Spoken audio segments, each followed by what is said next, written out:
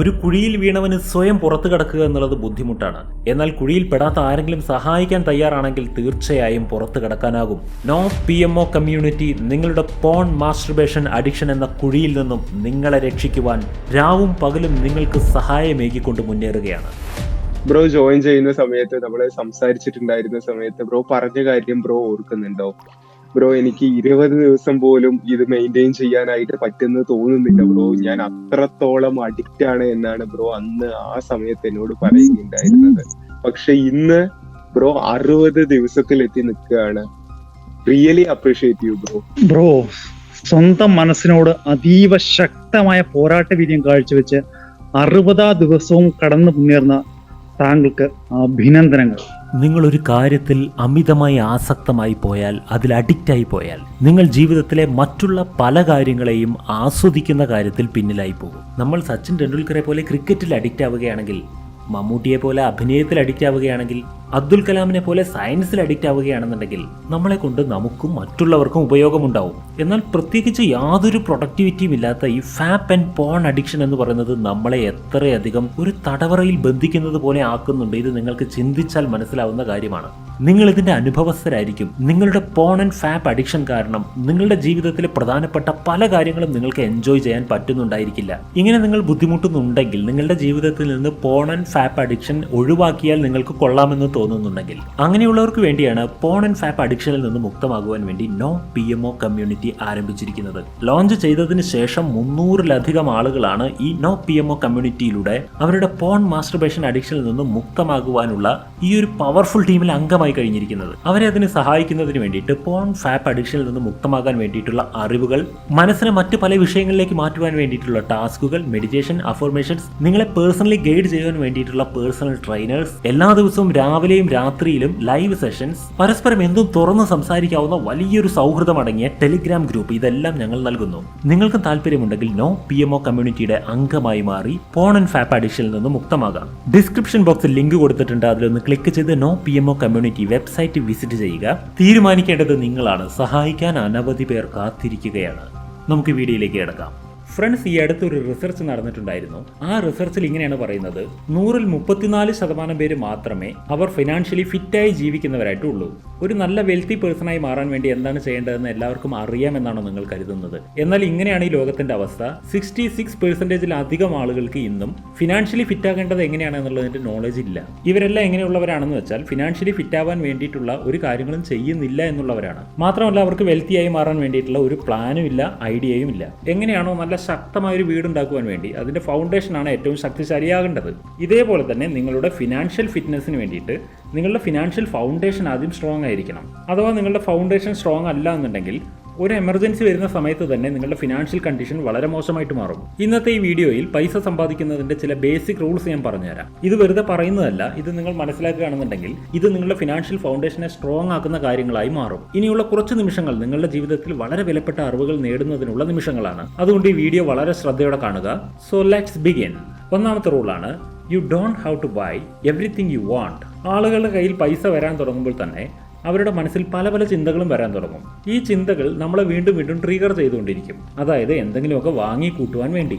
എന്നാൽ ഈ സമയത്ത് അവർ ചിന്തിക്കുന്നില്ല, അതായത് ഈ കാര്യങ്ങളെല്ലാം എനിക്ക് ഇമ്പോർട്ടൻ്റ് ആണോ അല്ലയോ എന്ന് ചിന്തിക്കുന്നില്ല.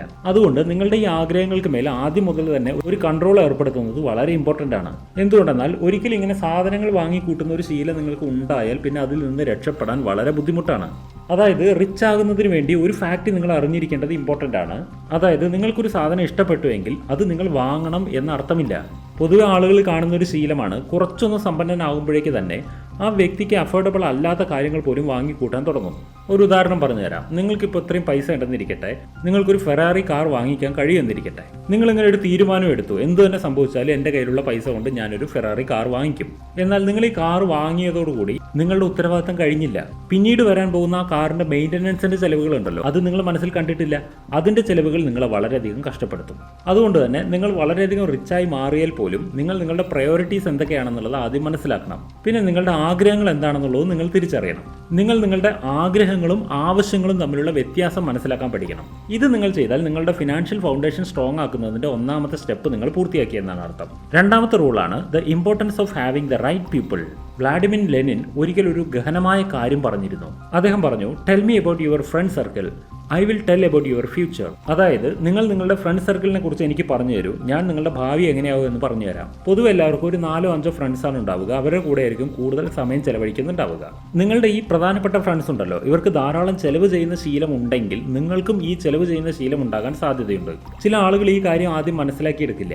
അങ്ങനെയുള്ള ആളുകളുടെ കൂടെ ഫ്രണ്ട് സർക്കിൾ ഉണ്ടാക്കിയെടുക്കും. അവർ അവരുടെ പൈസയും ചെലവാക്കി തീർക്കും. അതുപോലെ തന്നെ നിങ്ങളെ കൊണ്ട് ധാരാളം ചെലവ് ചെയ്യിപ്പിക്കും. ഈ കാര്യം നിങ്ങൾക്ക് തുടക്കത്തിൽ വളരെ നല്ല എൻജോയ്മെന്റ് തരുന്ന കാര്യമായിരിക്കും. എന്നാൽ നിങ്ങളുടെ ജീവിതം പിന്നീട് നാശത്തിലേക്ക് പോകാൻ തുടങ്ങും. അതുകൊണ്ട് നിങ്ങൾ വളരെ ശ്രദ്ധിക്കണം. നിങ്ങളുടെ ഫ്രണ്ട് സർക്കിളിൽ എപ്പോഴും നിങ്ങളെ കൊണ്ട് ചെലവ് ചെയ്യിപ്പിക്കുന്ന രീതിയിലുള്ള ആളുകൾ ഇല്ലാതിരിക്കാൻ ശ്രദ്ധിക്കണം. ഇത് വളരെ ഇമ്പോർട്ടൻ്റ് ആയിട്ടുള്ള കാര്യമാണ്. നിങ്ങളുടെ പൈസയ്ക്ക് വേണ്ടി നിങ്ങളോടൊപ്പം കൂടിയിട്ടുള്ള ആളുകൾ, നിങ്ങളുടെ പൈസ ഉപയോഗിച്ച് പലതും ഷോപ്പിംഗ് ചെയ്യുന്ന ആളുകൾ, അവരെല്ലാവരും നിങ്ങളുടെ കയ്യിൽ പൈസ ഉള്ള സമയം വരയ്ക്ക് മാത്രമേ നിങ്ങളോടൊപ്പം ഉണ്ടായിരിക്കുകയുള്ളൂ എന്നുള്ളത് മനസ്സിലാക്കണം.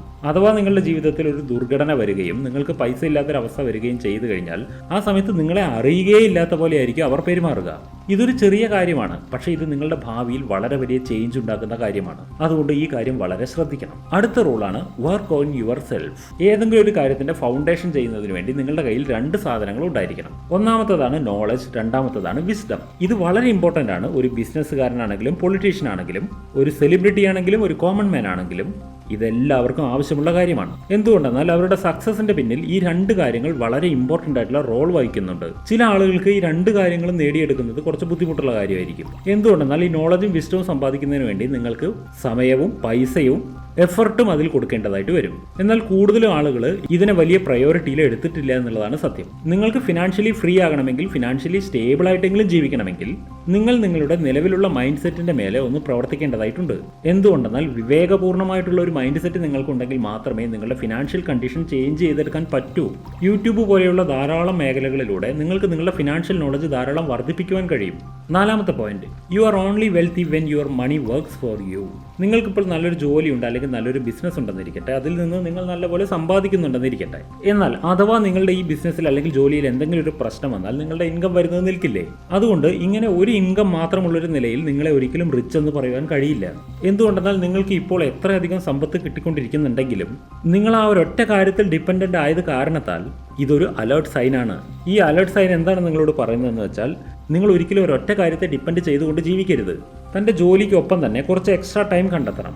ആ സമയത്ത് നിങ്ങൾ എന്ത് ചെയ്യണമെന്ന് വെച്ചാൽ, നിങ്ങൾക്കൊരു പുതിയ ഇൻകം സോഴ്സ് ഉണ്ടാകുന്ന രീതിയിൽ എന്തെങ്കിലും പ്രവർത്തനം തുടങ്ങണം. ഇങ്ങനെ ചെയ്യുകയാണെന്നുണ്ടെങ്കിൽ മാത്രമേ നിങ്ങളുടെ പ്രധാന ജോലിയിൽ എന്തെങ്കിലും പ്രശ്നം നേരിട്ടാലും നിങ്ങൾക്ക് നിലനിൽക്കാൻ കഴിയൂ. മാത്രമല്ല, നിങ്ങളുടെ മുഖ്യ സമ്പാദ്യത്തിന്റെ കൂടെ മറ്റൊരു സമ്പാദ്യം കൂടെ ഉണ്ടെങ്കിൽ മാത്രമേ എമർജൻസി കണ്ടീഷൻസ് നിങ്ങൾക്ക് കൈകാര്യം ചെയ്യാൻ കഴിയൂ. അതുകൊണ്ട് നിങ്ങൾ കുറച്ച് പരിശ്രമിച്ചിട്ടാണെങ്കിൽ പോലും ഒരു സെക്കൻഡ് സോഴ്സ് ഓഫ് ഇൻകം നിങ്ങൾ ഉടനെ തന്നെ കണ്ടെത്തണം. അഞ്ചാമത്തെ റൂളാണ് ഇൻവെസ്റ്റ്മെന്റ്. ഫിനാൻഷ്യൽ ഫ്രീഡം ഉണ്ടാക്കിയെടുക്കുന്നതിന്റെ ഒന്നാമത്തെ കാര്യമായിട്ടാണ് ഇൻവെസ്റ്റ്മെന്റിനെ പരിഗണിക്കുന്നത്. എന്തുകൊണ്ടെന്നാൽ ഇൻവെസ്റ്റ്മെന്റിനെ കുറിച്ച് നിങ്ങൾക്ക് കുറച്ചെങ്കിലും അറിവുണ്ടെങ്കിൽ മാത്രമേ നിങ്ങളുടെ ഫിനാൻഷ്യൽ കാപ്പബിലിറ്റി വർദ്ധിക്കുകയുള്ളൂ. നിങ്ങൾ എങ്ങനെ ചിന്തിച്ചു നോക്കൂ, നിങ്ങളുടെ പൈസ നിങ്ങൾ എവിടെയെങ്കിലും ഇൻവെസ്റ്റ് ചെയ്തിട്ടുണ്ടെന്നിരിക്കട്ടെ, അതിലൂടെ നിങ്ങൾക്കൊരു 10% ഇൻട്രസ്റ്റ് കിട്ടുന്നുണ്ടെന്നിരിക്കട്ടെ. ഇത് തുടക്കത്തിൽ നോക്കുമ്പോൾ വളരെ ചെറിയൊരു സംഖ്യയാണ്. എന്നാൽ സമയം മുന്നോട്ട് പോകുമ്പോൾ നിങ്ങൾ നിങ്ങളുടെ ഇൻവെസ്റ്റ്മെന്റ് കൂട്ടി കൊണ്ടുവരികയാണെങ്കിൽ അങ്ങനെ നിങ്ങളുടെ ഇൻവെസ്റ്റ്മെന്റിലും അതിലൂടെ കിട്ടുന്ന പലിശയിലും വളരെ വലിയ വർധനവുണ്ടാകും. റോബർട്ട് കിയോസാക്കി പറയുകയാണ്, കൂടുതൽ പേരും ചെയ്യുന്നൊരു കാര്യമാണ്, എല്ലാവരും ഒരു റാറ്റ് റേസ് ജീവിതത്തിലാണ് പോയിക്കൊണ്ടിരിക്കുന്നത്. അതെങ്ങനെയാണെന്ന് വെച്ചാൽ, വീട്ടിൽ നിന്ന് ഓഫീസിലേക്ക്, ഓഫീസിൽ നിന്ന് വീട്ടിലേക്ക് പൈസ സമ്പാദിക്കുക, അത് ചെലവാക്കിക്കൊണ്ടിരിക്കുക. ഇങ്ങനെ തന്നെയാണ് ഒരുവിധം എല്ലാവരും പോയിക്കൊണ്ടിരിക്കുന്നത്. ഒരു പ്രധാനപ്പെട്ട കാര്യം എന്താണെന്ന് വെച്ചാൽ, ഇങ്ങനെ ഒരു ജീവിതത്തിന്റെ രീതിയിൽ നിന്നും പുറത്തു കടക്കുവാൻ പോലും ആരും ചിന്തിക്കുന്നില്ല. അവർ വിചാരിക്കുന്നത് എന്താണെന്ന് വെച്ചാൽ, ഞാൻ വേറൊരു സ്റ്റെപ്പ് കൂടെ എടുത്തു കഴിഞ്ഞാൽ എൻ്റെ റൊട്ടീൻ ആകെ തകരാറിലാവും എന്നാണ്. മാത്രമല്ല, ഇപ്പോൾ സമ്പാദിച്ചുകൊണ്ടിരിക്കുന്നുണ്ടല്ലോ, അതിനുപോലും ചിലപ്പോൾ തകരാറ് സംഭവിക്കുമെന്ന് വിചാരിക്കുന്നു. ഞാൻ ഈ ഇൻവെസ്റ്റ്മെന്റ് എന്ന് പറഞ്ഞല്ലോ, ഇങ്ങനെ പറയുമ്പോൾ പലരും ചിന്തിക്കുന്നത് ഷെയർ മാർക്കറ്റിനെ കുറിച്ചോ മ്യൂച്വൽ ഫണ്ടുകളെ കുറിച്ചോ മാത്രമായിരിക്കും. എന്നാൽ ഫ്രണ്ട്സ്, ഇത് മാത്രമല്ല ഓപ്ഷൻ. ഷെയർ മാർക്കറ്റും മ്യൂച്വൽ ഫണ്ട്സ് എല്ലാം ഒരു ഓപ്ഷൻ മാത്രമാണ്. ഇത് കൂടാതെ തന്നെ ധാരാളം ഓപ്ഷൻസ് ഉണ്ട് നിങ്ങളുടെ ഫ്യൂച്ചറിലേക്ക് സേവിങ്സ് ചെയ്യുവാൻ വേണ്ടിയിട്ട്.